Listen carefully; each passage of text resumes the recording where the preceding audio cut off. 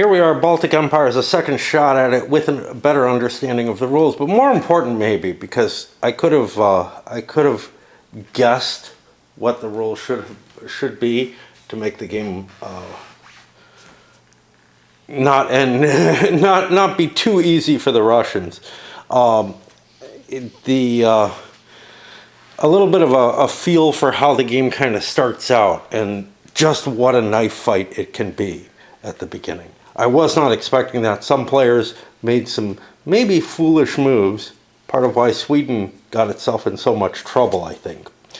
I got to draw 5 of these. During production, you may reduce the cost of up to 3 of your units by 1 resource each, if at least 1 copper or iron is used to produce each unit. That's an interesting piece. Very helpful for Sweden.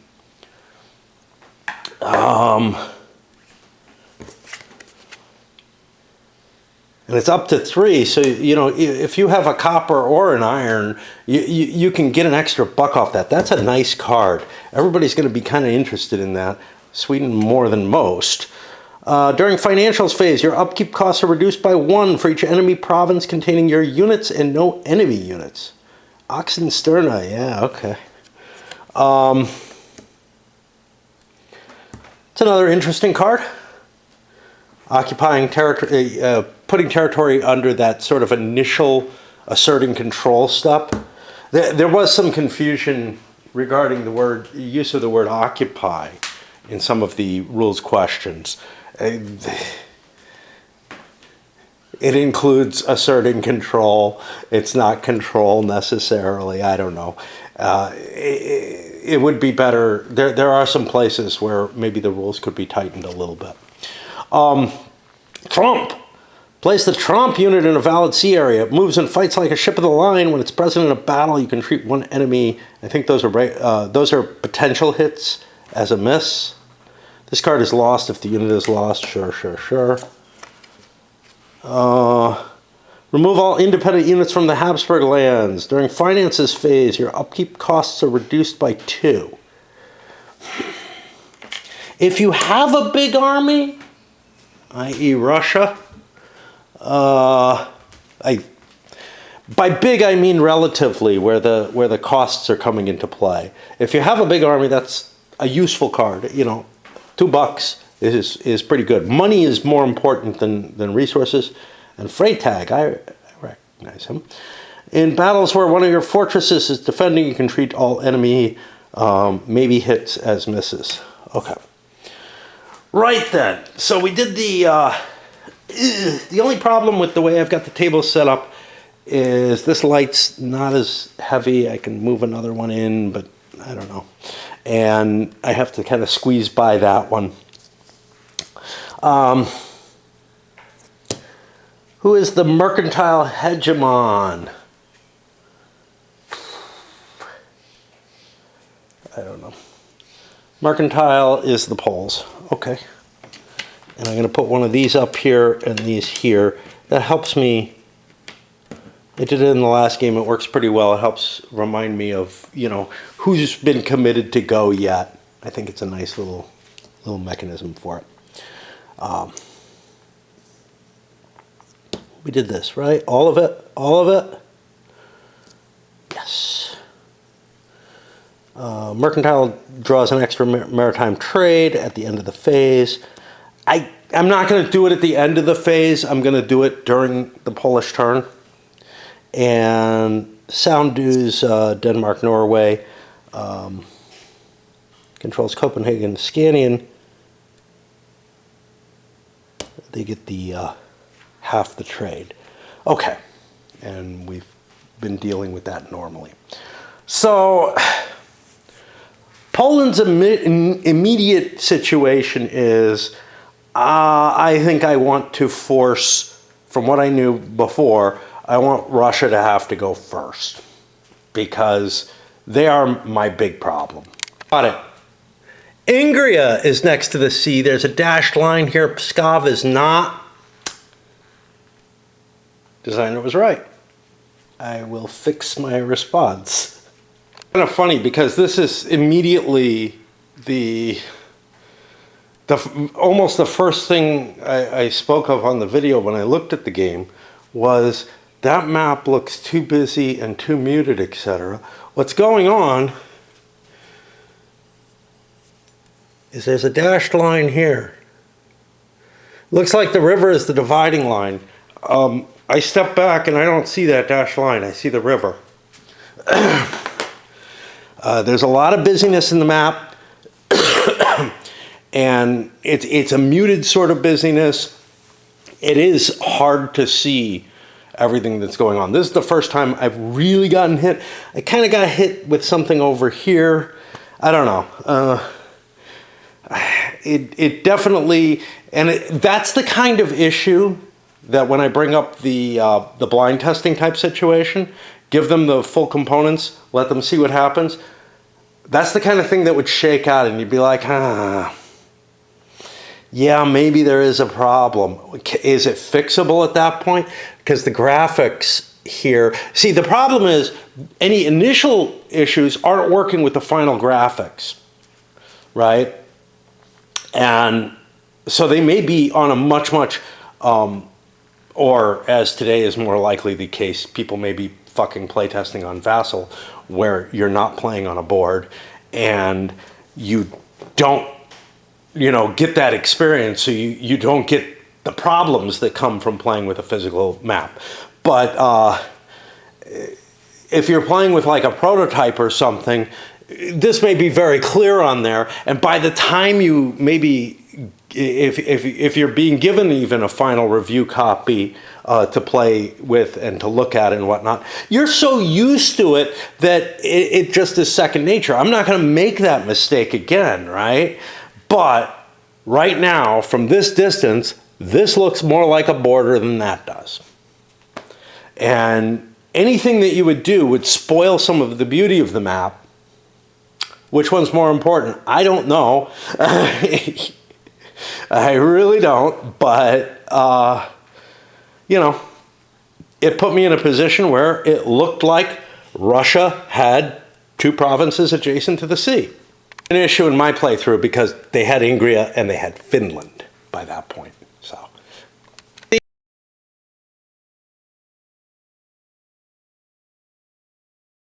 same issue doesn't happen, say, in Poland where the national color is brown, so the borders are brown, right?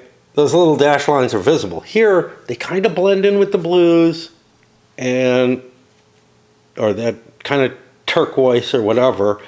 And the river line ends up looking more dominant than the other thing. So again, there's choices of stuff, and it's like, yeah, graphic design is hard, and it's hard to get something that is both pretty and really conveys all the information nicely. And the busier you make something, in a way, the harder that is.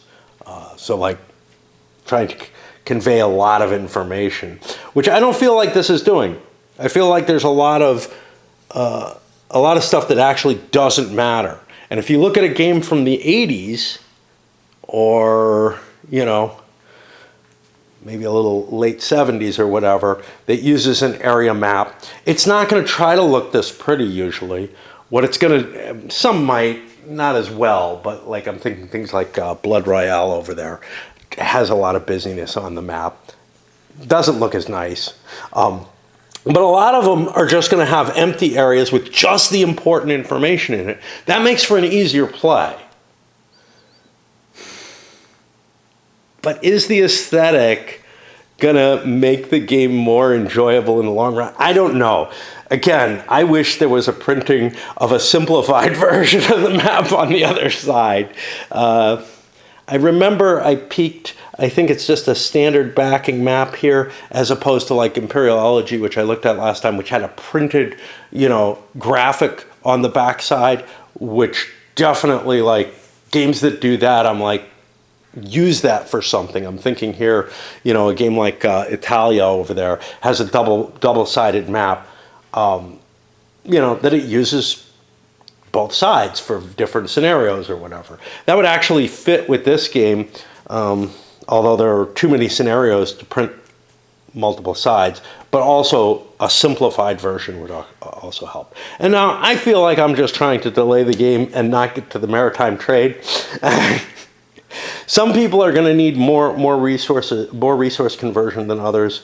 I was going to do the Russians first. Took from the first time I played, it's worth exchanging for mercantile for the trade, kind of no matter what. You know that the Poles are going to do it with their grain. Look, I'm going to trade a fur in at the very least, because what I want to do is I want to get a thaler from here. I don't need more resources to accomplish my pair-ups, but a thaler is something I can keep forever. It's also useful for troop maintenance, which you can't just give them, here, have some chickens. I mean, you kind of can, but anyway. Things that could get in the way of that, Maxim, in particular, I'm thinking this card that wants iron and copper in your deals. You probably, if you can pre-plan your deals so that you can build those, you probably want to. But everybody is making their trades as much as possible. I'm not worried about, so I could buy a card and then maybe buy something and use the advantage from the card, but I can probably manage that anyway. I just need one iron or copper. Sweden doesn't have a huge economy yet. On the other hand, they're going to go all in this time. Last time, everybody tried to restrict it. This time, I'm going to trade 4 of my grain in. That's going to give the Danes $2. My market manipulation extra piece there. So I've got, Poland has a nice economy at the beginning of the game. This, though, has some danger. That first turn, everybody might be thinking, yeah, let's try to limit it as much as possible. But if we see that Poland is constantly dumping their grain on the market in large quantities and giving the Danes a lot of money, other people going earlier might just say, screw it, I'm going to exchange as many as I want to. Nobody else wants to exchange more than a couple of pieces, so it's okay, because you've got a chance of pairing up in here, and that's not particularly valuable either. And everybody has varied economies, except the damn Poles, who just have a shit ton of grain. That's going to put me on the finances phase. I need to think real hard. Does anybody need a loan? And what goes into that? Whether I want to buy a card, whether I want to go all in on sort of a military type expedition early in the game, that could cost a lot but have big gains, and whether or not a heavier investment is likely to give me a better turnaround. A big economy doesn't really need a loan, usually, because they can buy a couple of things, but big cost things that might have an economic improvement value, well, they might be worth the loan if you can get an extra one for that. It doesn't matter if you're a big or small economy, but the small economy might not be able to get it at all, and that was something I tried to say in the last videos. Comes up that's a little fuzzy, this guy, Oxenstierna. During finances, upkeep costs are reduced by 1 for each enemy province containing your units and no enemy units. I'm not sure how that interacts with the vassalage.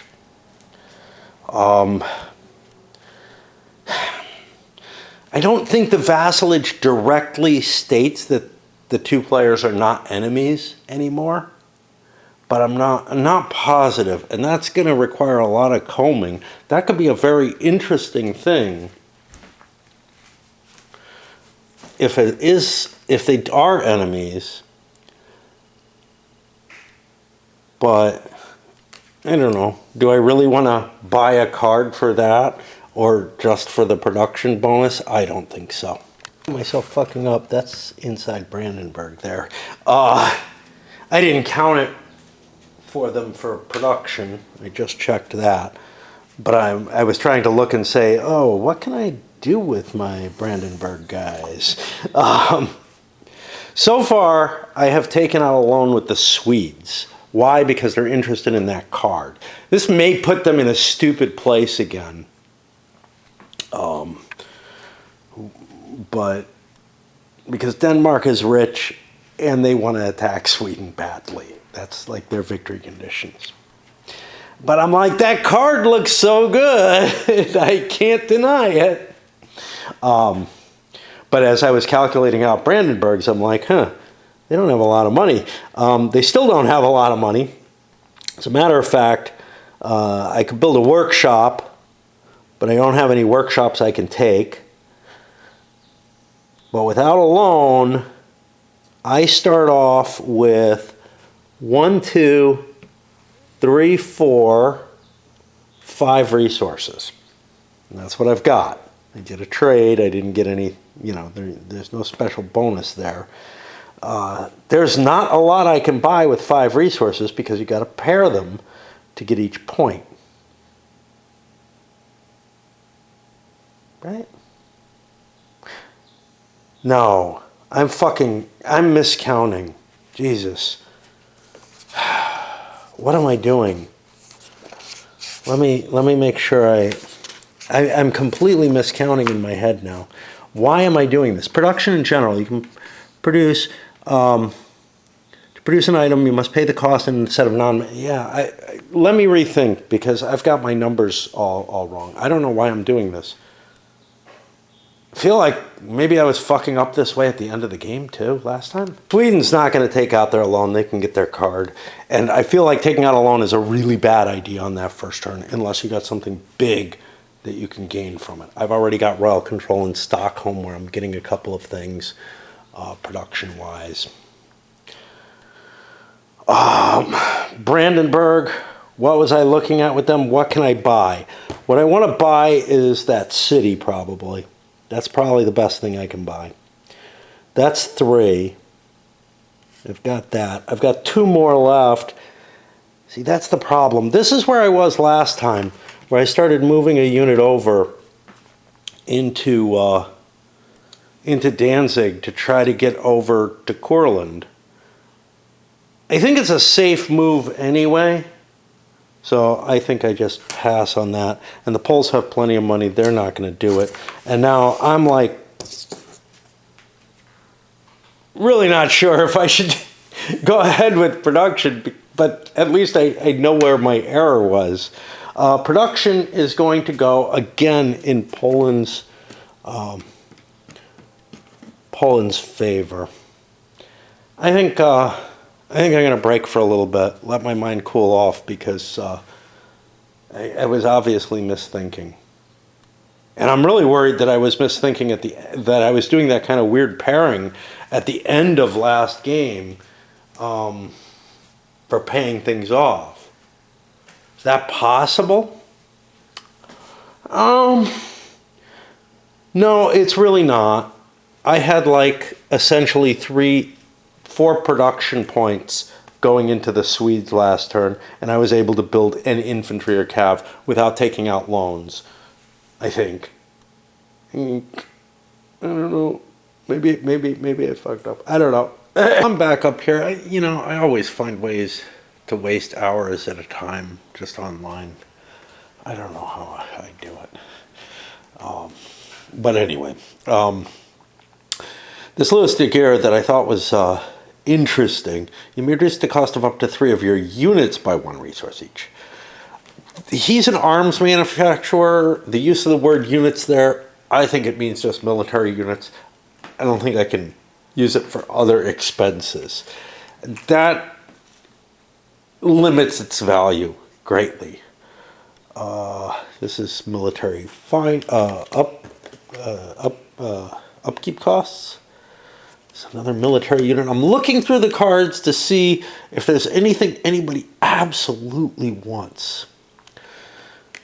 And it all seems to be pointing towards the military, which is iffier, to tell you the truth.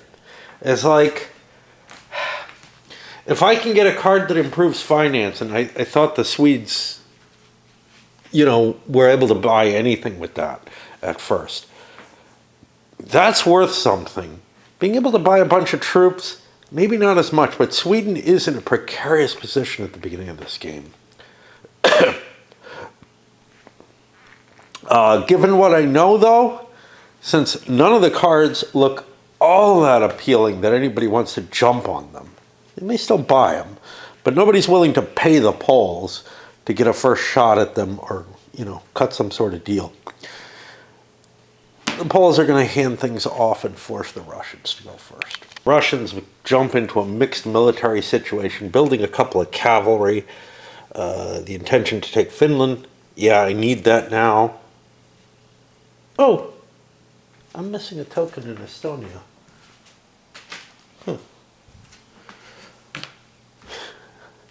Yeah, just like I missed the city there, I got to keep an eye out here.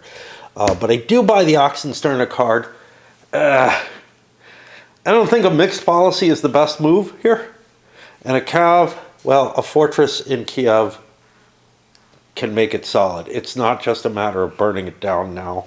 So there's some interest there. Given what I saw last game, I'm going to force the Danes to go next. Lessons again, immediate militarization. Try to make the rush for winning against Sweden. We're seeing the game replaying, but a turn quicker, I think. This could be problematic because these countries aren't setting up for a good economic situation, but they are forcing their neighbors to react. There's a couple of options here. I could either build a couple of forts. Forts are expensive, $4 each, right? No, I could buy a fort. I could buy a couple of regular military units. But I think I'm better, I don't know. Like, I'm facing two cav here. That's better than I am here. But I could also buy this card. That'll give me better production over the long term. Hope that this cav holds out against the Russians. That's going to be hard to retake otherwise, although I do have a boat there.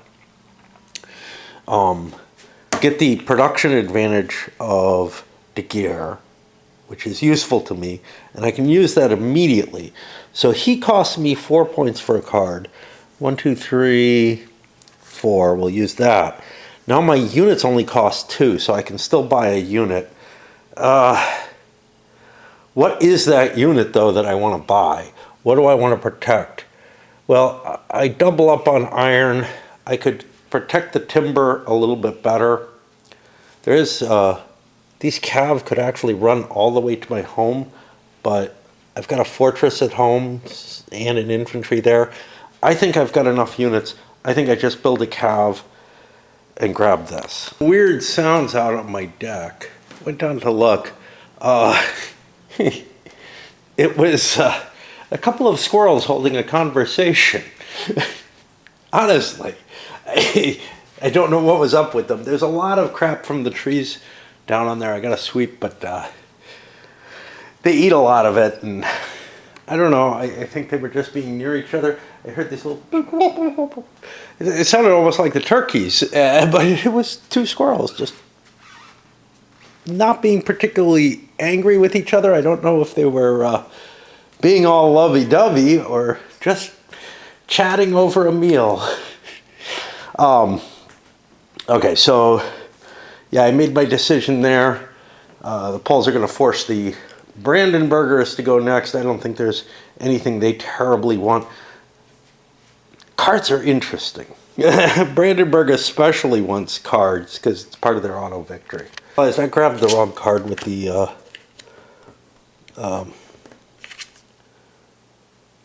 with the Russians. I wanted this one. Remove all independent from Habsburg lands happens automatically. That's not something I particularly care about. It was the upkeep cost reduced by 2. This other one is upkeep cost being reduced if you're in like enemy territory. That seems pretty iffy. And I think I want it in that slot. That slot looks harder to get, but I have to remember to remove the production from them that I gave. Situation I'm not really thrilled with for Prussia. Cities cost me 3. I've got 5 resources. That would leave me 2 more. There's nothing I can really buy for 2 that's available to me. I think I just have to, swallow the fact that the city is going to cost me 3. This wine is going to go away. I don't like it, but it's the only way that I improve my situation. And I do not feel like doing military stuff. And none of the cards are all that desirable, so that adds a mercantile to the Prussians, putting them in the lead for now. Poles being next to the Baltic states, Riga being very valuable. I build myself another cav. I build a fortress in Kiev, having learned my lesson.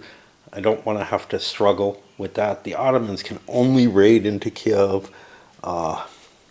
That's going to cause, it's just, I don't want things to get ugly there again after having seen what happened. That's an expense. I'm getting not as much production capability as I might have gotten before off of my poles. In particular, what I got before was more military capability, which can add to production. I could build, I could have built a slightly cheaper cav down here, kept an extra buck. I think the fortress is a better move. And that drops me... Oh, I forgot about Brandenburg's bonus. Where do they want to drop a troop? That's an interesting question. They went before Poland. If I drop something in Riga, the Poles will probably take Courland.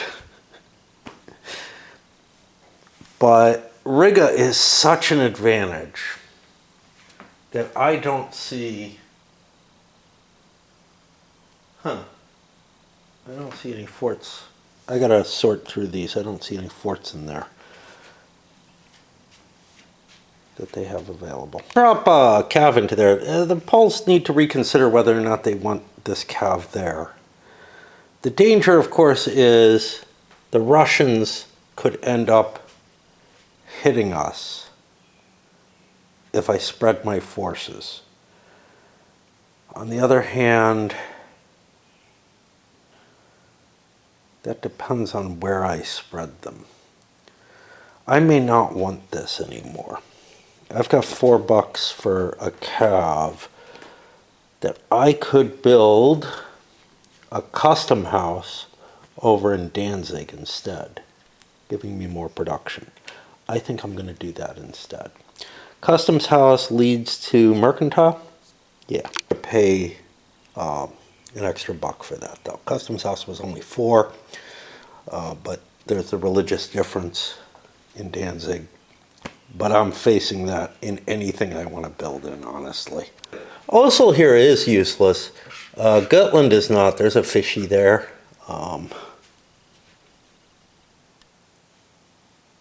Useless provinces are interesting. Like, it's not absolutely outside of anybody's interest in the game, because first of all, Sweden could conquer it, but also Denmark needs to control all their starting provinces, so they have to hold that. It's not something anybody really wants, but it might be a means to prevent them from their victory. Gets me to the war phase. The Swedes are the hegemon on this one.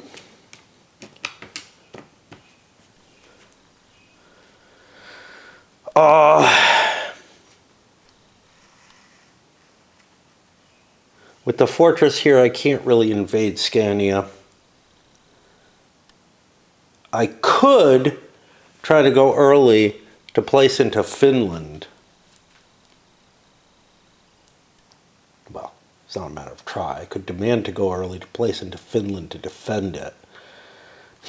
See, this is the problem. I'm being attacked by 2 people, just like last game. But it feels like the right thing that Russia and Denmark want to do. I wanted to go to the vassalage of Poland. Here it says Poland and Prussia may now fight each other in battles, occupy or ravage provinces controlled by the other, and not considered enemy to each other. And then over here it also is similar. So I think they can even coexist. Trying to remember what the, like, not just in battle, but the devastation. One infrastructure is removed for each province that contains units belonging. No, that doesn't talk about enemy. Now let me make sure that that's the same wording here. Devastation always occurs from the presence of Prussian and Polish units, even if vassal status is still in effect. Yeah, I kind of annoying. Again, that this does not state that, and it is here. And there's plenty of room here for that extra sentence. Okay. Ugh.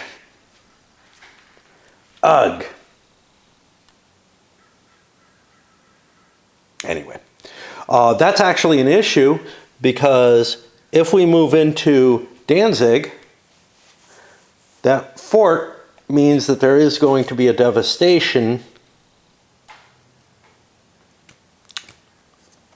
and the Poles can't do a damn thing about it.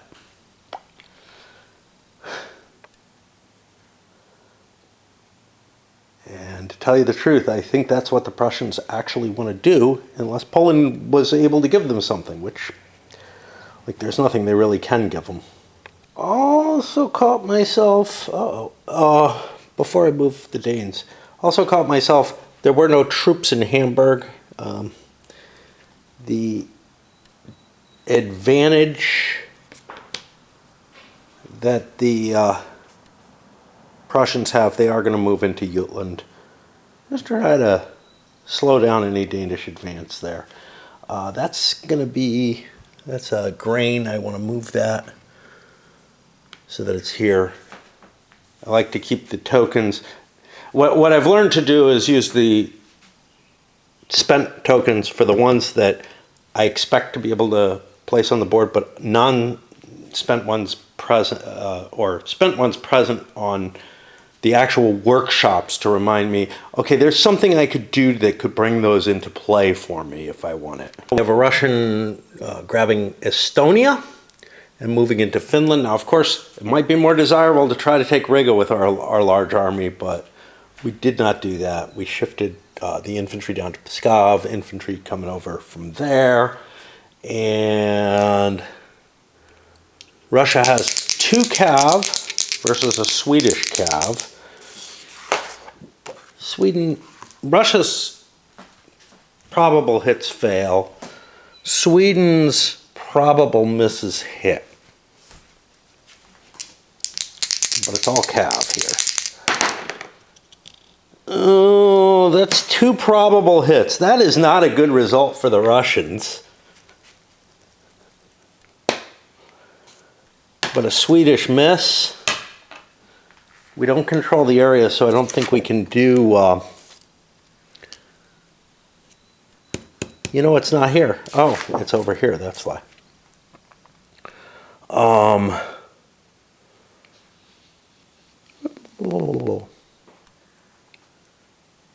Yeah, we can't do a ravage or anything.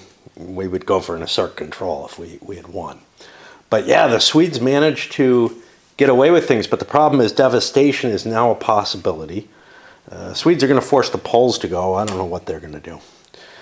Well, I kind of do. Move into Courland. And I don't know if I have any other Poles. I don't have any money, so I can't fiddle around. Actually, it would have been possible. No, Russians didn't have any money either. I was going to say it would have been possible for the Russians to move that unit out of Riga. The Poles could have done that as well, but neither one saved any cash. So, is that right? Poland has, like, I did not build a cav, that's why. Okay. We hit, I guess, no, we hit the Swedes. So the Swedes have the hard call here. We can prevent Varmland from falling. That's probably our best move. We could move over, and improve our chances against that. See, this is the problem. I could put 3 units against here, 2 there.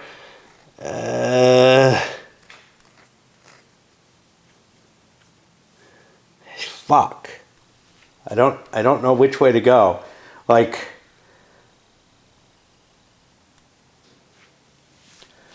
I'm going to count on Swedish superiority across the board and try to win both of these. All right, let's do the Danes first. So the Swedes have a cav and an infantry. Danes have nothing there. That's a hit. That's a hit. So the Swedes have killed both, but the Danes also kill both. They no longer have some sort of advantage there. All right, I'll come back for the Russians. Result that's more the expected kind of thing in a game like this to me. I don't know if I kind of screwed up. I think I screwed up with my Swedes last game. This time I was able to get the card and something cheaper. I think they got a card on the other one for the naval, but not all that important. Let's look at the Russians. We got cav and infantry here, which is to say that both sides, if 2 sides go to war, both sides pay a price. They bought units that don't improve their production, although the Swedes got a better unit. And now Jutland is gone, so the Danes are losing the production from that. The Swedes are okay over there. So attacking someone in this kind of game usually feels kind of like that. The first game, it wasn't feeling that way. I don't know why. Swedes get a hit. And the Russians, what's their special?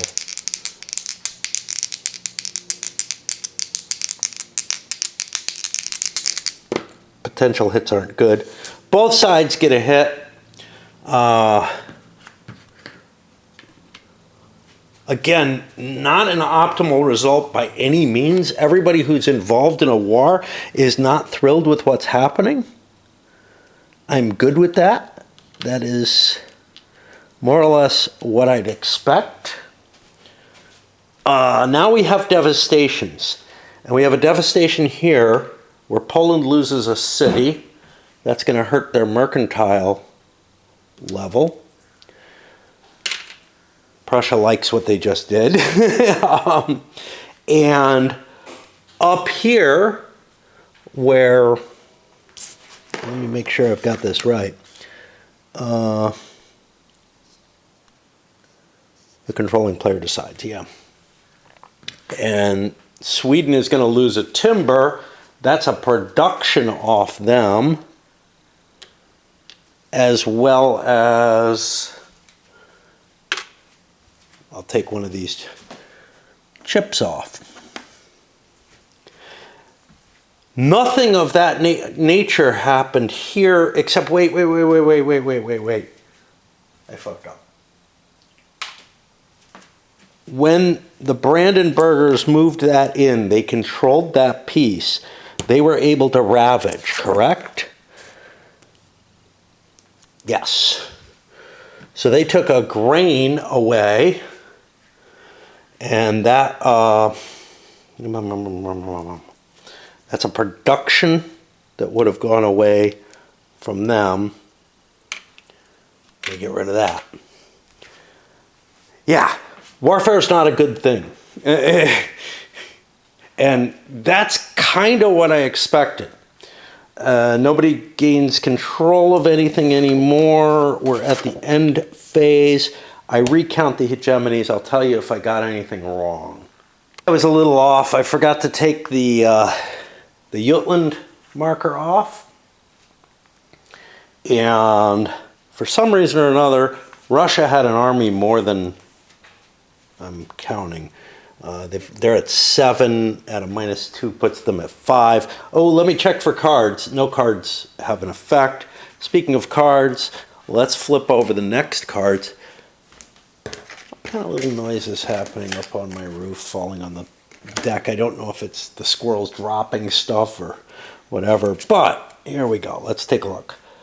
Königsmark. Immediately choose a card from another player's court. We had this one in the last one. Roll a die, and you might end up getting that character. This one takes up a slot for you, but then you can discard her at some later point. During production, you can ignore additional costs from religious differences. That's a really nice card for the Poles. It gives a couple of bonuses. Those bonuses are seductive, though. They give you hegemony, which feels nice and everything, and it is great, but they don't give you actual additional production of any kind. So it's like you might be high on that chart. Brandenburg has this situation. They can be high on a chart and end up not really having the productive capability or the military strength that it looks like they do, and it can be confusing. Victory. Select an enemy power and place one of their control markers on this card as a reminder. Your national ambition is now to control their capital province. That's an interesting one. The people most interested in that are probably the Danes, able to take Stockholm, but that basically matches their current victory conditions, more or less. It's an interesting one for the Brandenburg. They could throw things into all hell, where Poland is going to have to worry about the possibility. Now, it can only happen at the beginning of a turn of Brandenburg declaring that they're not a vassal anymore. This thing sitting out there would be a real ticking time bomb. It's scary, though. It's like another option for Brandenburg is to take Copenhagen. It's not all that far away. Again, that would change the dynamics of the game heavily. It's Charles XII. He has a -2 mercantile, but a +3 on military. He's got a unit. He moves and fights his cav when attacking. You roll dice and inflict losses before the defender. I think that's all your dice, because he would only get 1 die normally. So the way it's worded. That is a powerful card and worthy of someone who did as well as he did, I guess. And Wallenstein. What the hell would he do? Place up to 3 independent infantry and 2 independent cav in any province in or adjacent to Hanover. During this round and the next round, no Protestant player may ally with any independent units.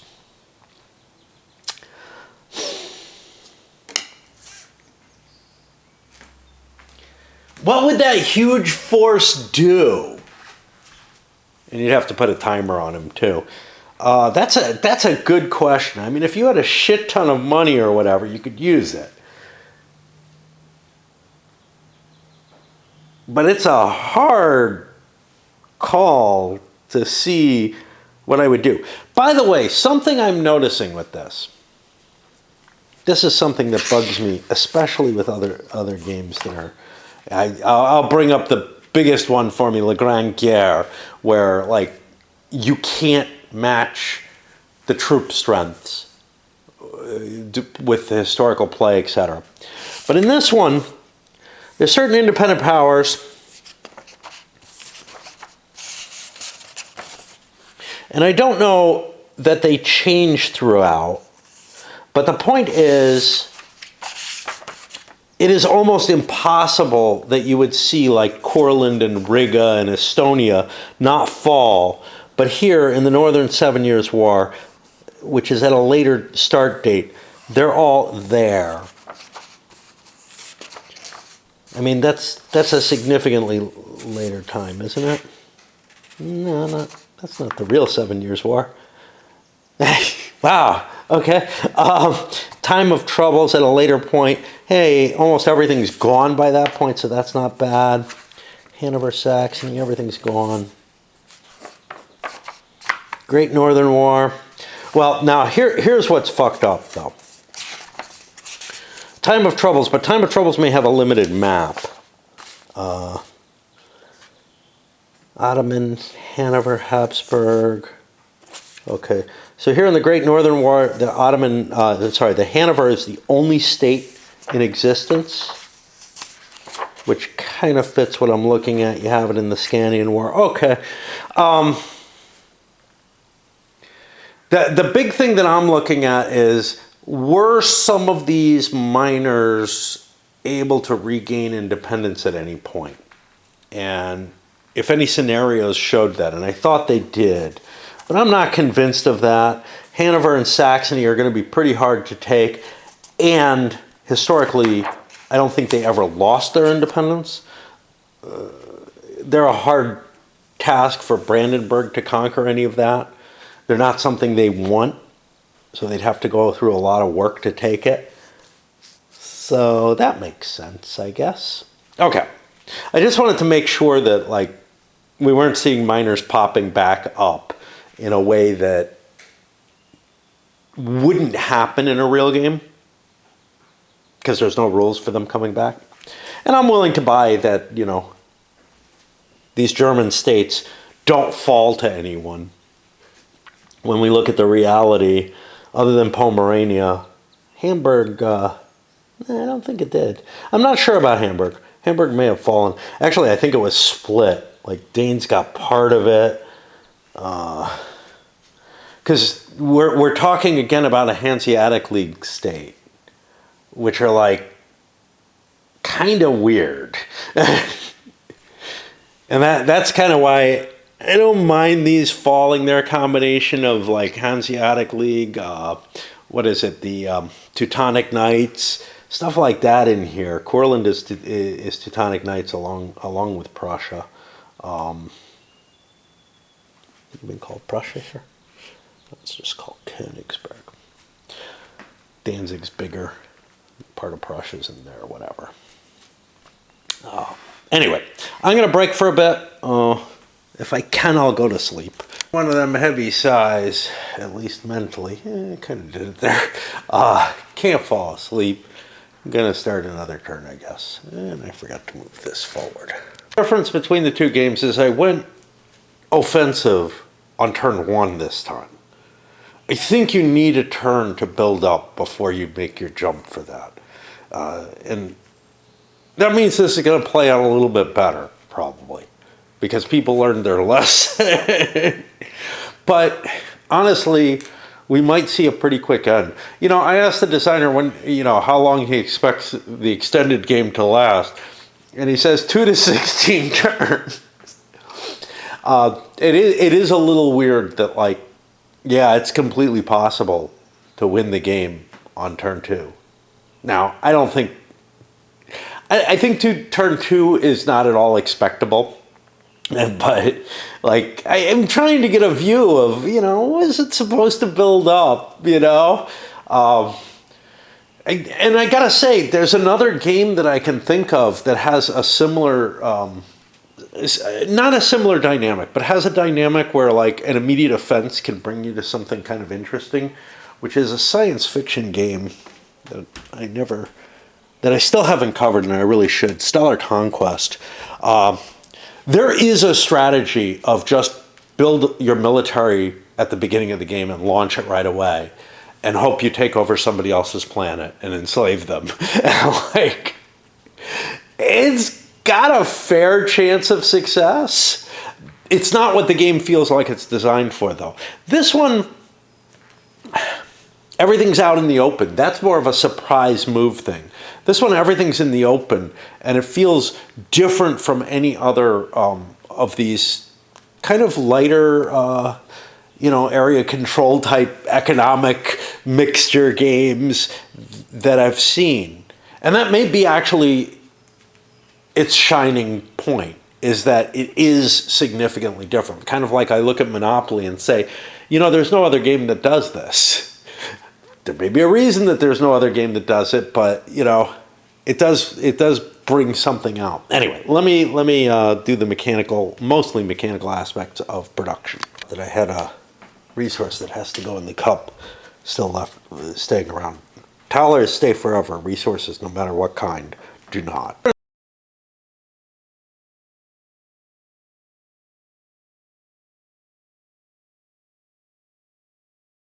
Lookup phase. This is interesting. Although back in the military devastation, the Brandenburgers ended up wrecking a city. They do not, as far as I can tell, impact the income of Danzig. But they could just sit there and keep screwing stuff up. And there's not a damn thing I can do about it. Because I've got a fortress here. I guess I could have removed the fortress.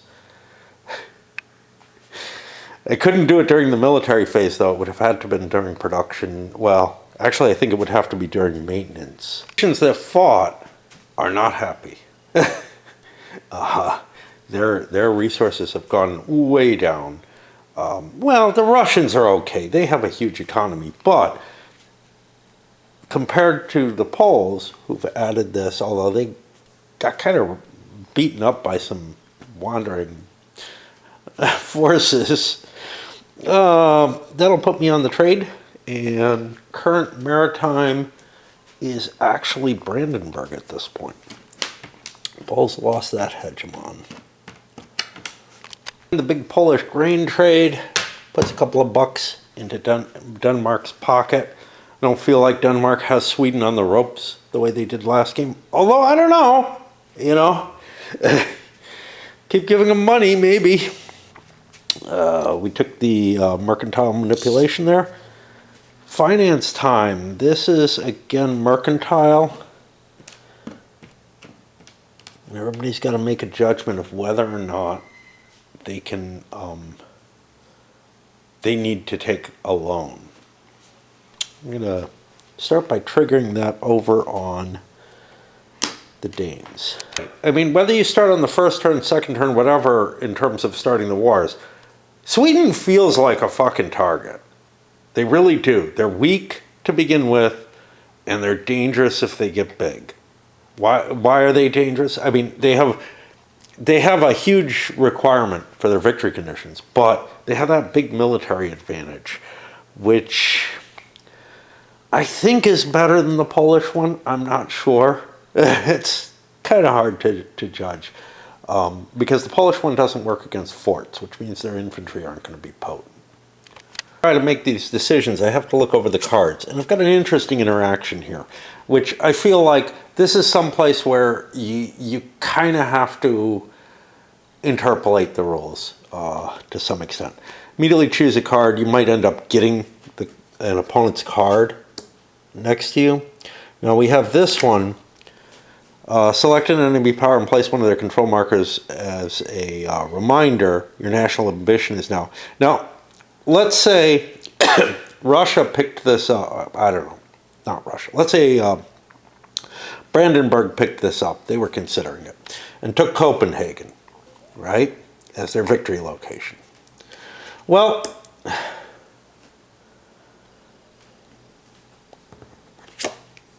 if Denmark seized it, clearly that would be unreasonable, right? They would, like, you couldn't keep the same control in place that's there. One would hope. Otherwise, this combination is just too deadly. You wouldn't want to dare ever buy that card. That's one interpretation of it. Another would be, hey, you know, if that combination comes into play and Denmark seizes it, their bonus for getting, you know, look, they win unless somebody takes Copenhagen from them. I don't feel like that's reasonable. There are lesser ways you could look at it as well. Like, let's say Russia took it. Now, them getting Copenhagen isn't really a real reasonable national goal. So they should be able to shift it. I actually think they would have to shift it because of the, you know, the country that has it taking that card over would be an absolutely ridiculous victory condition. But it's a matter of, like, that's not linked in the rules. You know, there's nothing that actually handles that. You're going to have to resolve that on your own, or else, you know, put a question out there and hope that, you know, somebody gets around to answering it from the design team. But obviously, you know, if you want the game to play reasonably, you can't allow that kind of thing. It's not. That's the kind of thing that could happen in a game like Cosmic Encounter, where there's lots of chaos and whatnot, but I don't feel like that's the intention here. Anyway, let me go back to trying to figure out if Denmark doesn't want a card as far as I can tell. Big debate there, and for a lot of countries, is Charles XII. He is very powerful. He's a cavalry, which means he's not going to be able to take forts, but there aren't forts in these two, so okay, maybe. Whoever is going to get, and I don't know who it is, the production bonus. So that is Poland gets to choose that. May very well want the Charles XII. Charles XII is actually especially good for Poland because their cav is good. So being able to attack, being able to roll your dice and take the results on the enemy first, that's pretty damn big. And having a cav there. Now he has to be in this specific battle. It's not like a national characteristic. Before I make my mind up on the Danes, I don't think they're going to take one, but I'm considering very heavily. Never mind. Anyway, I was looking on BGG, and this came to mind while I was pissing and refilling my pipe, which is that somebody mentioned the game was reminiscent of Mare Nostrum. Now that may have been a game that I had on my wish list long, long ago when I was gathering up euros and whatnot heavily. If anybody is familiar with Mare Nostrum who's watching this, let me know if it's hitting the kind of points that I see. Because there's a couple of key things. The production, pairing, I'm not thinking the knife fight. I'm thinking more the production system, because I've been on the lookout for things that do a production system that would be appealing to me, and this one really is. I really like the production system here. I'm not so sure about the pairing system. I look more for something, maybe something more like Borderlands on that. So I don't know really what I'm looking at here. I guess the big thing here has to do with the royal control, being able to exert control, being able to build things and exert control over them, being sort of a combination that is very appealing to me. Mainly because I want to put something in a more medieval context. I don't remember what triggered me to recognize Mare Nostrum, but I think I had looked at it and said, oh, something sounded interesting in the comments here, I'll put it on my watch list. And then I never got around to getting it, like many euros, because I started getting really tired of what they were showing. Feels like hawking themselves yet. The Russians have not taken Finland, so they don't have an easy shot at Kiev, and Kiev is fortified now. It looks uglier.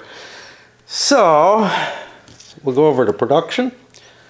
Now, like I said, the Poles held on to their hegemony there. And now they have to decide if they want Charles XII, and I think they just do.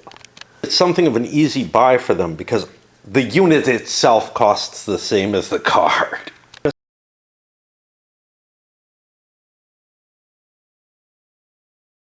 just caught that I forgot completely to pay my finances, and that actually may change things.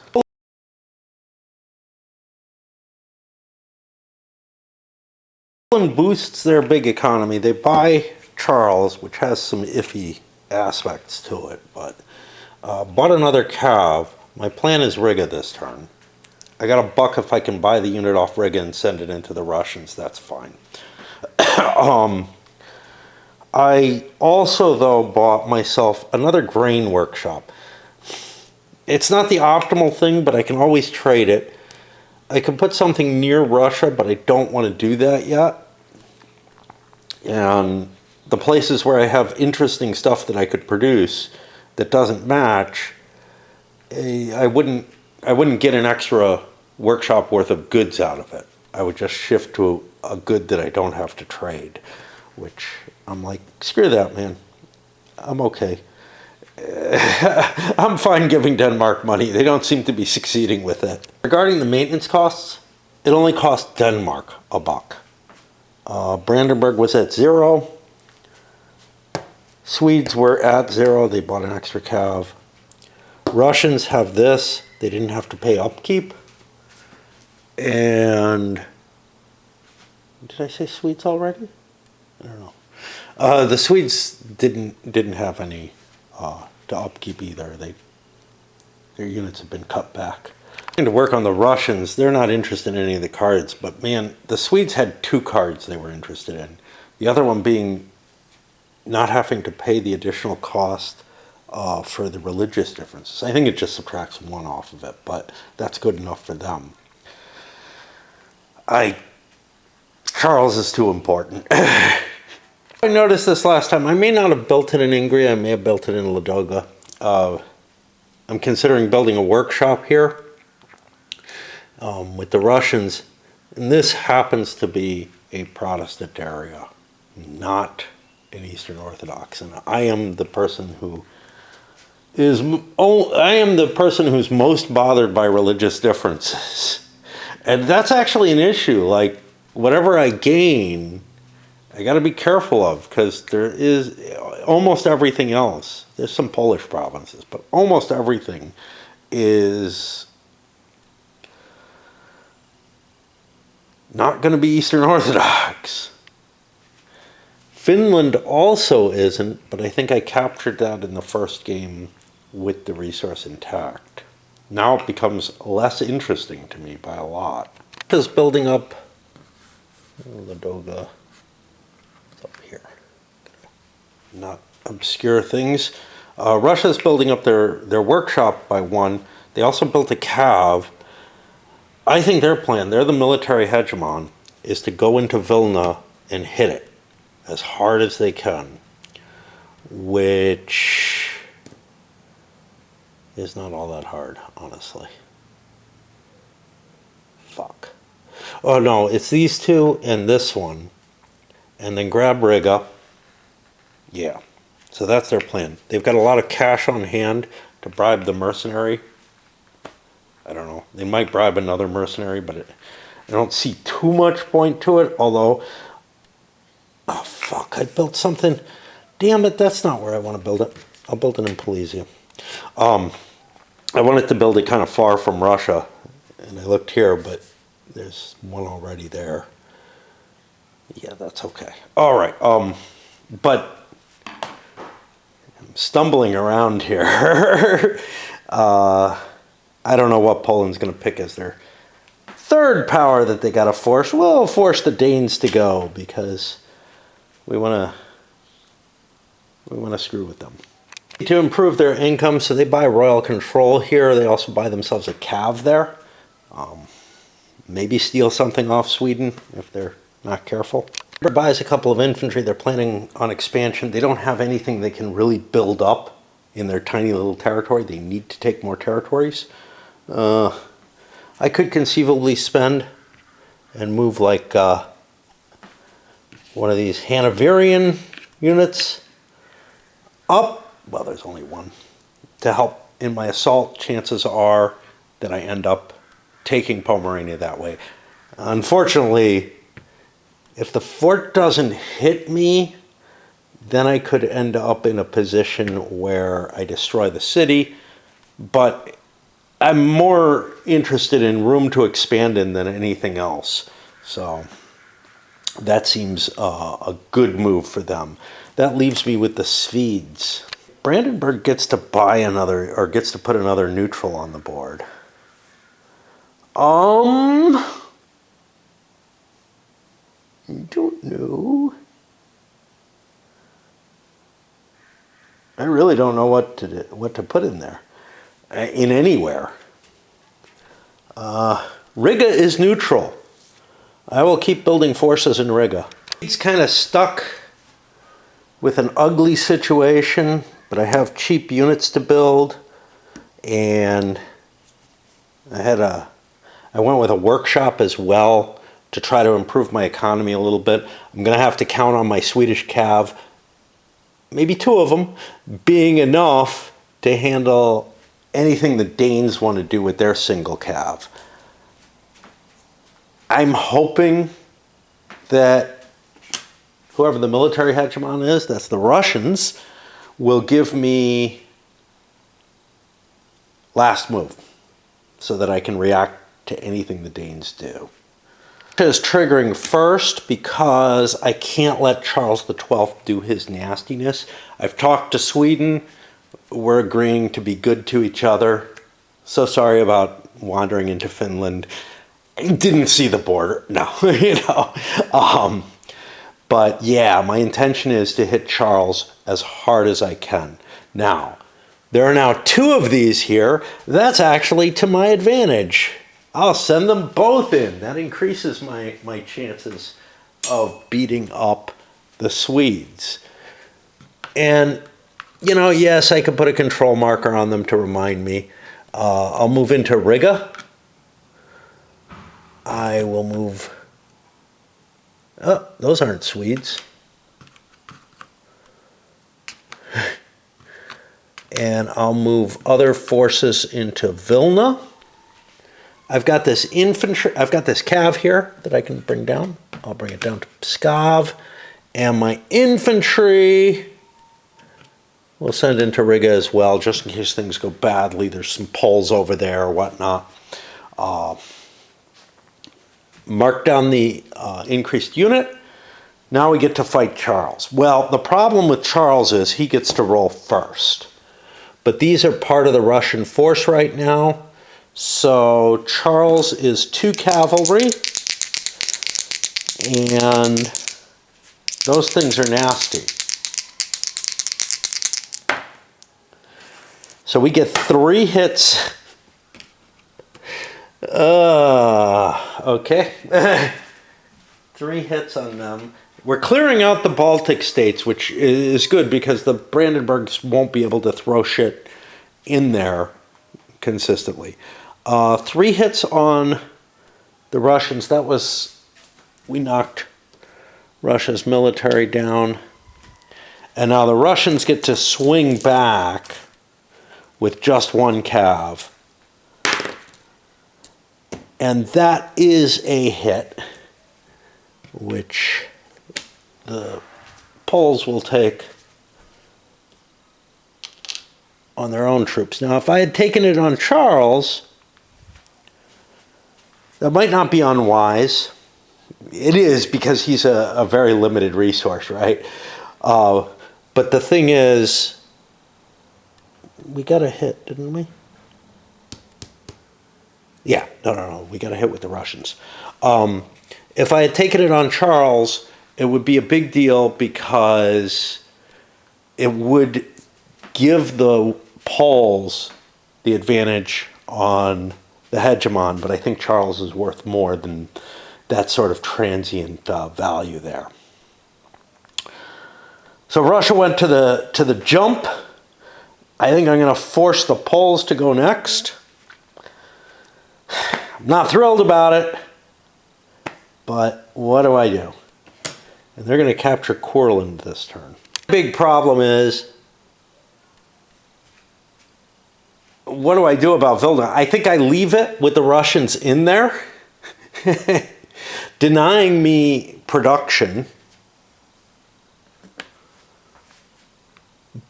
and go for an attack here into Riga and hope for the best. I don't have a big army. That's kind of the problem with it. And I can't get Brandenburg to agree to stop, like, whatever the fuck they're doing in Danzig, but it's not pleasant. But I'm hoping they will, rather than, I didn't want to remove my fortress. That's kind of their deal. They're like, well, remove the fortifications or we'll keep pillaging you. And it's not really pillaging, it's this, this devastation that happens at the end. Okay, so Charles gets to attack those cav again. That's going to be 2 hits, and it happened before the Russians get to go. So Russia loses 2 off their military. And that means Russia gets to choose the hegemon. They'll probably choose Brandenburg, maybe with a deal that, like, you help me out against the Poles, but maybe not. It's hard to tell. They certainly don't want to choose Poland. That'll work out poorly for them. This doesn't end up anywhere or do any damage or anything, but we get to move up here in Riga and try to grab that. Now the Russians get to look elsewhere for what they want to screw with. We'll hit the Danes because they seem to be the offensive guy. Denmark, not thrilled with this. This was kind of part of the deal with, like, hey, keep Sweden, keep Finland happy, get out of Finland. It's not worth anything anymore to me. All that kind of shit. I now have 2 sea areas, so Kiev becomes a possible target. And the Danes have a military, but I don't know what use they have for it. Like,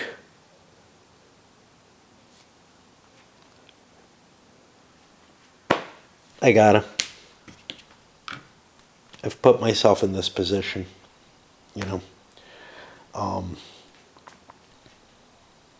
And I don't want to pillage. I want to gain it. I want to crack Sweden. I feel like I'm not far from winning. Yes, the Swedes have a military advantage.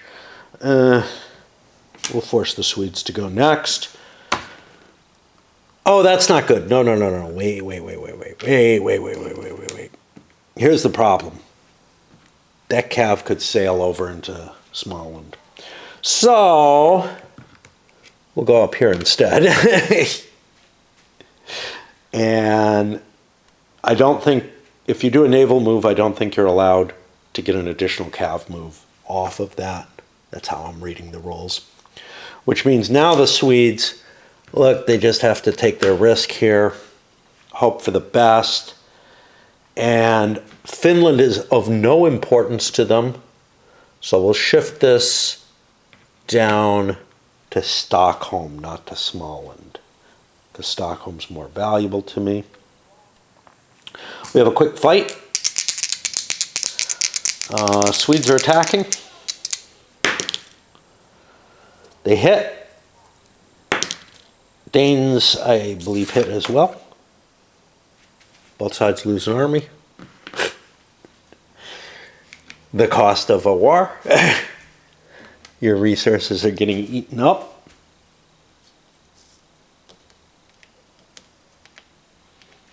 And that preserves farmland, though.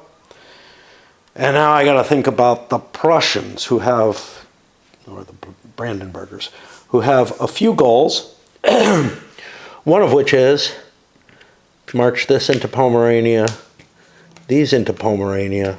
How do we feel about Poland? Do we want to just keep ravaging them? You know, last game we got Courland out of them. I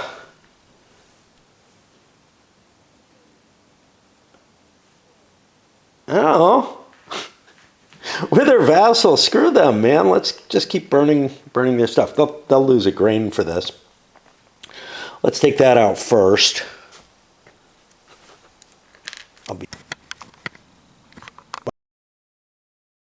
I may have been speaking there because I pushed the button and it made the record noise. I may have, like I lost my interview with Frank Chadwick with a different camera. I may just have not noticed I wasn't recording. Anyway, if I missed something, the grain here got burned, Pomerania got conquered, and I've got to go over there and recheck the numbers. Completely right on the mercantile, but when I looked at the polls at 1, I thought it was wrong and like panicked all over the place. Nah, it's fucking Charles. To move a Russian unit, just got lost in the busyness. And again, I'm making up for it because I really feel like the map busyness is an issue here, and this wouldn't have impacted anyone. Any kind of deal for the hegemon here in the military. I thought the Poles were going to be tied with Brandenburg, but when I did a recount, well, you didn't have to do a recount. I must not have, I don't know what I must not have called. I thought I took their price here or whatnot. Whatever they lost, I thought I paid. But, yeah, they only have 3 armies out there. Which means Brandenburg gets hit with their big 5 points. Now, they only actually have 4 armies, but they're still the biggest army out there. Is that even right? Do they have a fort? Yeah, they have a fort. Okay, fair enough. Fair enough.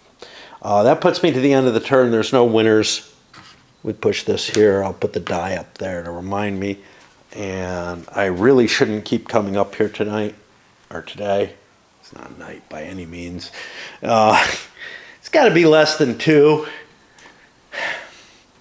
But if I wanna go dancing, I need a nap, man. My sleep attempt was not as successful as I hoped. I fell asleep, but like used to happen quite often. A couple of weeks ago, honestly, for an hour, about a little bit longer, and it'll have to do. It'll have to do. Figured out what I'm going to wear tonight, which is difficult, but all right. So I forgot to draw these at the end of the turn, so let's take a look at what we got here. Income phase. You get 1 fur, 1 fish if you have a ship of the line on the map. This is a cool card, especially so for the Danes and the Swedes, because they already have a ship on the board. It's cheaper than the production, and it gives them, some mercantile ability. So, okay. The Ottoman Sultan, you can discard this card during your war phase and place 3 independent units in Ottoman and Tartar lands, and then ally for free with all independent units in that area. That's actually not bad at all. And it's one you can hold as a threat if you want to keep a card. So it's kind of funny. Most people don't really care too much about their cards for their court. Your court affects your total number of loans, but I haven't really been using loans that much across the couple of games I played. But this is, potentially a decent-sized force that you could send out all at once. And particularly powerful for like the Poles or the Russians or anybody who's kind of opposed to one of them. Well, probably more the Poles, but against the Poles. During the income phase, you get an additional tailor if you have a royal control in your capital province. Not a lot of money, but it's the cost of a city. It gives you a city. It doesn't give you a lot of, it doesn't give you a production point or anything, but okay. Like, it doesn't give you any hegemony. Conrad von Bunigen. During the income phase, you gain 1 taler if Copenhagen and Scania are controlled by different powers. During finance phase, your loan limit is increased by 2. Saw this in the other game. Problem is right now, this is a great one for the Swedes to have, if they can take Scania, or for someone who's able to try to push that issue. Okay. And then Hedvig Eleonora, discarded at the start of a war phase to either replace 1 independent unit with one of yours of the same type. Ooh, a free unit. There are people this is not a bad choice for, cost-wise. This could give you a fortress even.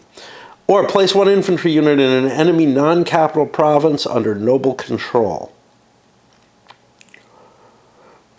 I'm guessing that's one of your own infantry in one of your own provinces. It's not absolutely clear. So yeah, there are a couple of cards out there that are interesting. I got to do the income here. Not a lot of thought in that part of things, and we'll keep going. I expect to get this turn and then load it up before I go. Hindenburg is at a point where they ought to make some thoughts here. I just collected their income. At the beginning of this turn, at the beginning of any turn, they have the option to cancel their vassalage.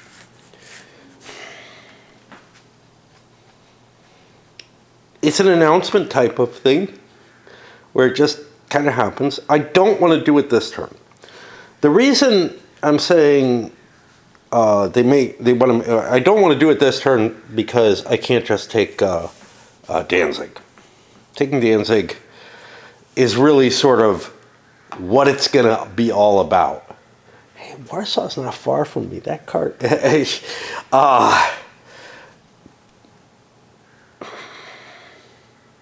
Danzig looks very valuable. And, of course, I forgot I left my Brandenburgers in there. It started with 2 cities. I have wiped out its production as well. I think I'm right there. Okay. I mean, I am reducing its value very slowly. It's a kind of interesting thing because if the Poles leave this thing there, one by one, each resource in Danzig is going to disappear. If they pull it off during their maintenance phase, then it becomes an easier target. So there's kind of a neat little threat going on there. And part of the problem is the Poles can't do anything about this except pull that fortress out. And they're kind of tied down in battles against the Russians. So I like what's going on there. But if I was going to declare an end to the vassalage, I'd want to have my army sitting in Brandenburg, ready to hit the Poles. And right now, I don't need to do that. Plus, I have a province that I can build up and everything. I can continue operating in peace. It doesn't look like anybody's close to winning the game anymore. So Brandenburg's got kind of this nice position where they can build things up. For their automatic victory, this isn't going to give a stab that gets them their victory. They need Königsberg, Pomerania, got those, and 5 DP cards. So maybe I want to start buying cards. Of course, I will need... I have Brandenburg. I'd need to end vassal status. And then I'd need to... I have the 3rd province already. So I have room for 3 cards so far. I can only buy 1 per turn. It's going to take a while to build up to the point where I can get that automatic victory, by just ending vassalage.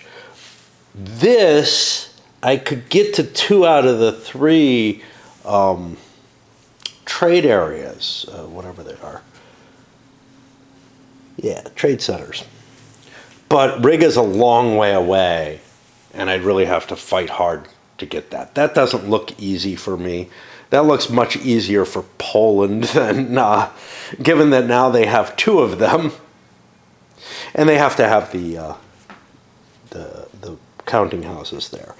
So Poland's going to have to make a decision about that fortress pretty soon. But yeah, anyway, I'm a little stunned from my nap. I'm sorry. I caught myself cheating when I played my Charles the 12th. I think I put him back here, and there were reasons for that were of importance. He could have made it to Riga, I guess, but I don't know. I think I gained an advantage. He had to be placed in the capital. Brain just not working. even not on a nap. All right. Ooh, much closer thing for Germany, or for Brandenburg, is being the hegemon in all three tracks. They actually made it up to hegemon in two of them. So production, you know, and as long as everybody's fighting, being peaceful, and slowly making bank even against these larger economies. So anyway, there are the mercantile hegemon, which is a good thing because that gives them an extra resource. Poland first because they've been pumping out the largest amount. They once again pump out another 4. Maybe not so wisely. They got a couple of pairs out of it. It's, you know, they could have held a couple of their grain and had a lot of flexibility still, reduce the impact on what Denmark's going to get. But we're not that worried about Denmark winning right now. they're tying down the Swedes, and that's just fine. A couple of interesting things have happened. Denmark and Sweden have come to an agreement. Their battering each other isn't doing any good. They're both getting knocked down by it. They've agreed to a peace, at least for a while, so that Denmark can build up its economy. Sweden probably wants to build up its economy as well, but it also has expansionist goals in directions other than in the Danish direction. The Danes are a little worried about Brandenburg growing too strong. The Poles, also worried about Brandenburg, tore down their fortress. For good or ill. The problem is this is going to throw Brandenburg largely into the Russians' arms as things start to continue. Unless, of course, Russia looks like they're about to win or something along those lines. But right now, Russia doesn't look like they're in bad shape. Brandenburg also has, you know, a freedom to ignore Poland, right? Which is what the vassalage mostly does, but this, like, being able to, like, force them to tear down their fortification that starts in Danzig, that's a nasty little capability. Nobody took out any loans because due to the trades and everything. Basically, Sweden and Denmark were coming to the discussion of, look, we're going to have to start, you know, putting our countries in hock if we keep fighting. Let's do what we can here. Now, Poland is the arbiter between them of which one gets the first shot at the card here in the production phase. So let's see what happens there. It's very unhappy. The Ottomans are a real threat to them. They could conceivably use them to get into Severia or whatever. But then it becomes like a bidding war, picking off units, using them where they want. I could also buy the card and hold it if I go before the Russians. As things stand, though, I'd like to give everybody else a shot at that card. But the first question is, between Denmark and Sweden, is either one willing to give a bid of some sort for the card that gives, what, a fish and something else?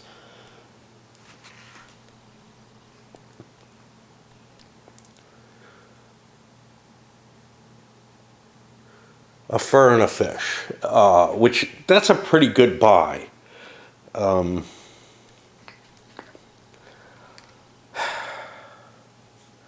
But the next one, which is also not bad, is the extra taler for royal control. There's a couple of people who could get that right away, Brandenburg and Sweden. So I'm trying to see if anybody's willing to buy, you know, to pay off the Poles. I don't care with what, kinda. I mean, I don't really need provinces. Poland's goal, they don't care about expansion in and of itself. The problem I have is Sweden says, I'm willing to help you with Russia for that card. Denmark may say, I'm willing to pay you $1 for that card. That's painful. That brings it up to the 5 card situation. Or 5 pips. I could buy it. I don't know if it's worth it. Sort of the same. You know, cards are a singular thing, so they're kind of hard to convince yourself that that you want to give up the opportunity to buy a card that may never come up again. Oh boy. But those are pretty much the options that I'm being given.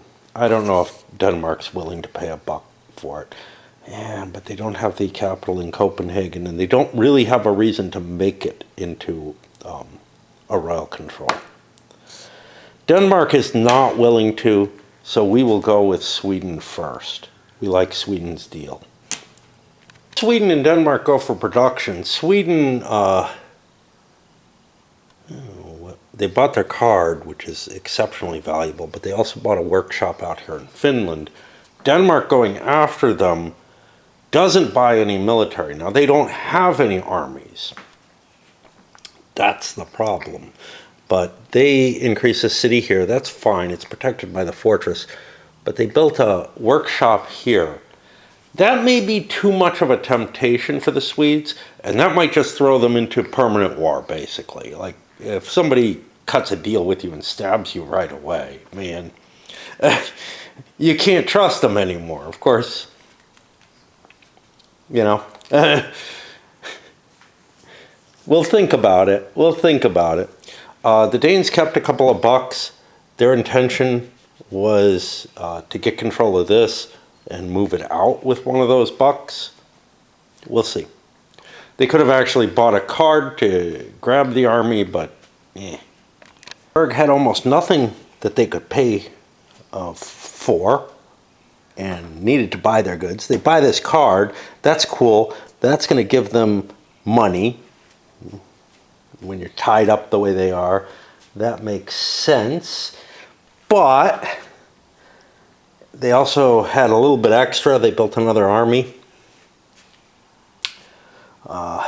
No room for expansion of industry or whatnot yet. So, yeah, the Poles decided they can't afford to let Russia have this. So I bought that. I bought a cav, and I bought a workshop for copper down here. That's the one I should have bought before, because there wasn't a workshop there. I'm having trouble seeing, which provinces are empty or not. So like this thing looked like it was kind of close to there. Again, the map causes issues for me. That one shouldn't be covering that grain site. But that leaves Russia with the last hand. I don't think they're interested in any of those cards, but they are very interested in war. They're already intruding into Poland, right? And they're in a position where who has hegemony for war is Brandenburg. Falling behind in the production. Once I gain another area, I might be able to do better. But the last game, they were at the top of the list in production, but that was because they had a couple of cards that gave them a lot of bonuses for that, rather than any great production in and of itself.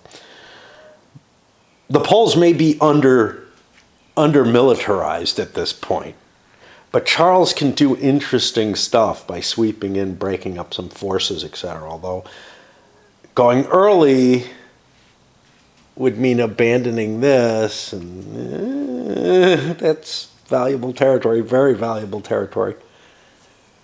Yep. What we not want to do is antagonize Sweden. I have a cav. I could run up and, just try to take Finland or whatever when it comes to the military time. But I'm already locked in a war with Poland. But Poland and Sweden were off talking together, and it's like, it would be a lot harder. It'd be a lot easier to do a military invasion once Finland's held by the Swedes, because they can just build armies there then. If they have to ship them with one ship, maybe I want to make an attack. So we may see Sweden going back to war with two of their neighbors if they're not careful. Russia, left to their devices with a whole bunch of money at the end of the turn. You know what? I bought myself 4 infantry, hoping to take Kiev. Doesn't guarantee me a win right away. I am a little open in other areas. I have to hold all the Orthodox cities, not all my national provinces. That's a big deal. Now, of course, the Poles only need to take Smolensk, but they have to retake the stuff that they've lost too. So, but yeah, this is a body blow attempt to go for the win. I had a few extra bucks. I could have put more armies in. I could have put a defensive force in. I don't think I had enough for a fortress. Did I? Yeah, I did. Another fortress might have been useful. Like I could put something at Pskov. Or Estonia. But instead, I hedged my bets. And I think this is a bad idea, and I built a workshop. Right now, I'm brimming towards the top of the combat set of things. Now, you know what I forgot to do? I forgot to give Brandenburg their free build.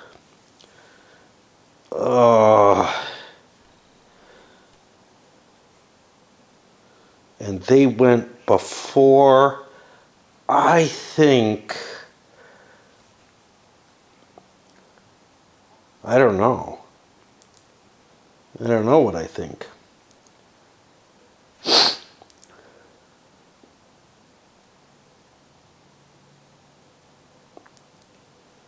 Like, I don't necessarily want to create more German stuff. I'll just put one in the Ottoman area. That's probably what I would have done. I'm very good at forgetting those things. I'm so, concerned on the pulsing and the interaction. That puts us on the war. Current hegemon is the Prussians for this. What? Okay. Just trying to make sure if it was right. Yep. Prussian Brandenburg's up with the control of the military. I do not want to go first. I'm open to bids. A lot of people don't have military. The Danes, Swedes don't have much. The biggie here is between Poland and Russia. And neither one wants to go first. And that Russian threat is a big one. So I am going to force the Russians to go first, I think. Or other forces into Pskov. Abandoning Vilna. That one production, I hope, isn't going to be that big a deal. Estonia exposed. I could have defended it with a unit. I could have launched 2 cav into Riga. Would have made sense if instead of that workshop, I had built more cav and thrown them in. You know what? Since I went last... No, I didn't know I was going to go first. Fuck that. Okay. So I've got 4 infantry attacking that fortress there. Charles XII isn't there.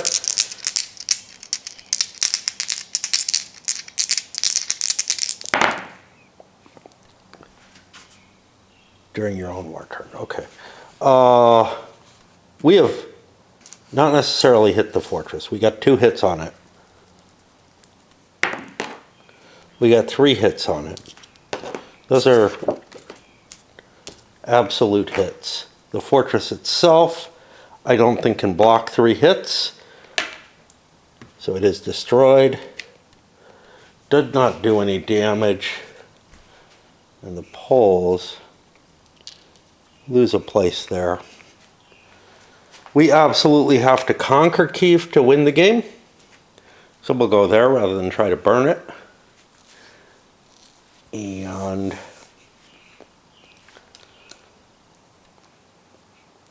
okay, Poles, you can go then. Options here. I think my best one is to utilize the Ottomans to try to break the Russians in Kiev and do other stuff elsewhere. And that other stuff is an interesting mix. First of all, I can grab Estonia.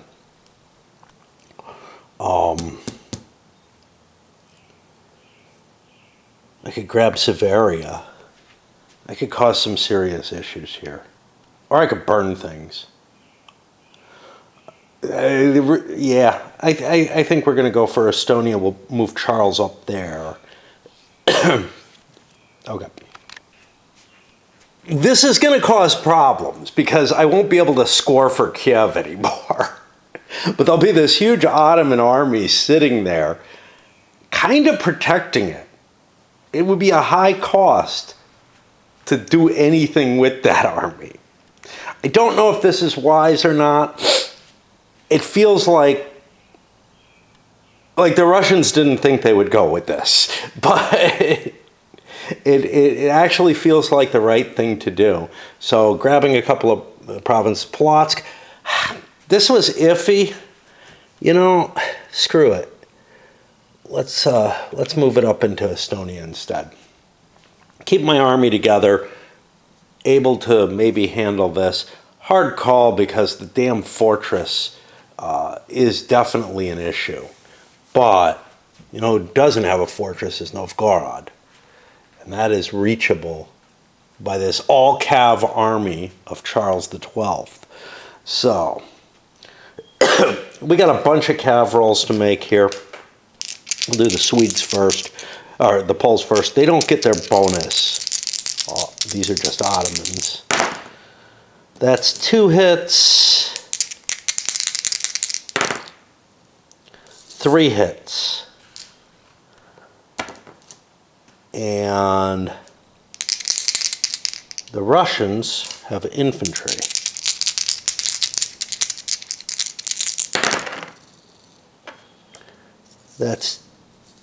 These are Russian units. That's 2 real hits.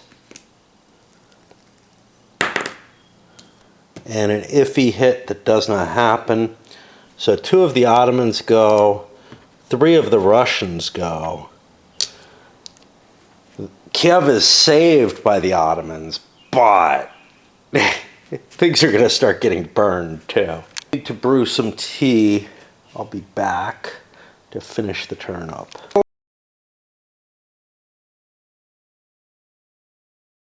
A lot of difference who goes first, the Danes or the Swedes.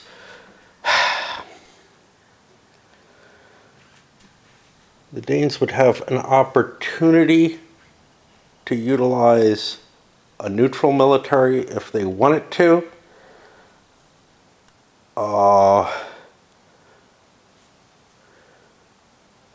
In order to defend Trøndelag.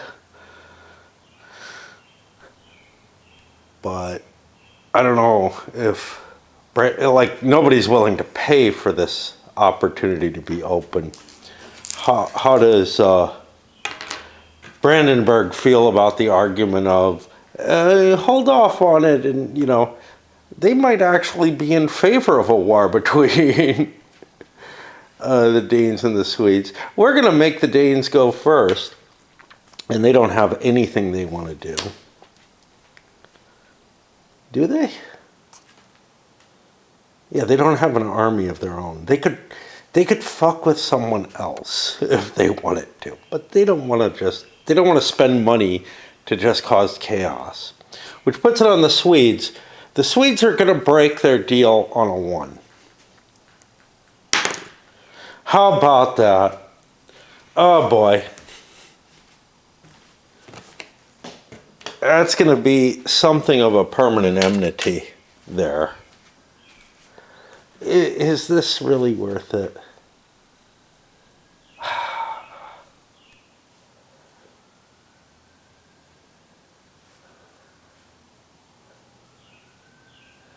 Jeez. This is so nasty.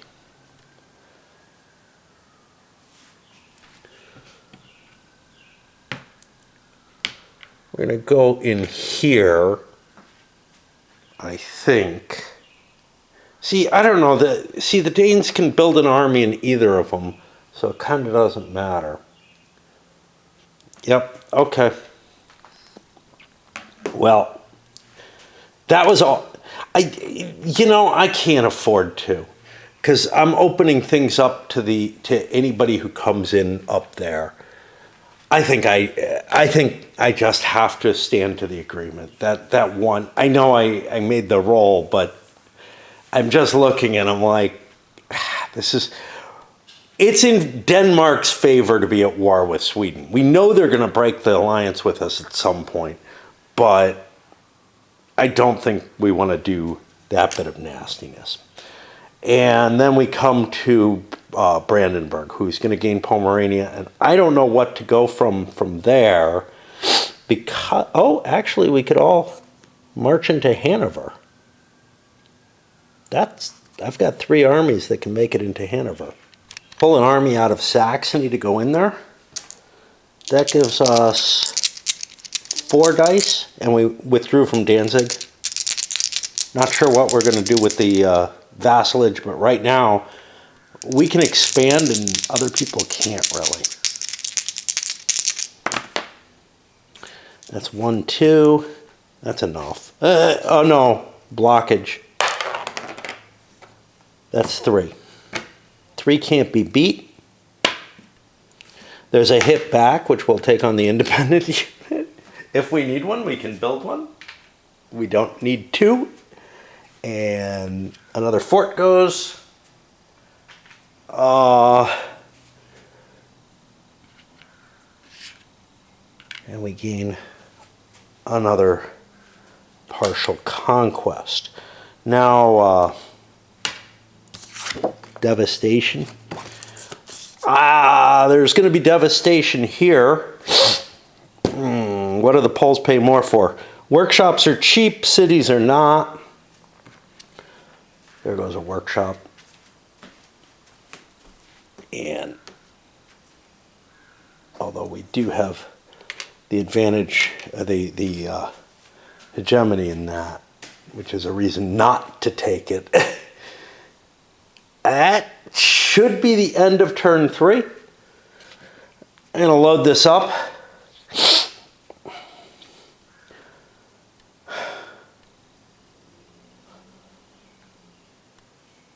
With the early attacks, with the trouble that Russia and Denmark ended up having against the Swedes, this is very different from the last game. The last game, Sweden just got pounded by. Now they were on turn 2 after some production, and I feel like the Danes and maybe the Russians were able to get more of an advantage. I think the Russians were threw two units into Finland in either case, but the Danes were able to get an advantage on their attack. Probably making a turn 1 attack was an absolute mistake for the Danes. Nobody wanted to attack on the first turn when I was playing the first time, because everybody was kind of like, we want to build up our economies and all that. I think that's the right impulse. You don't want to go right away, but pretty soon isn't a bad choice. All right, let's load it up.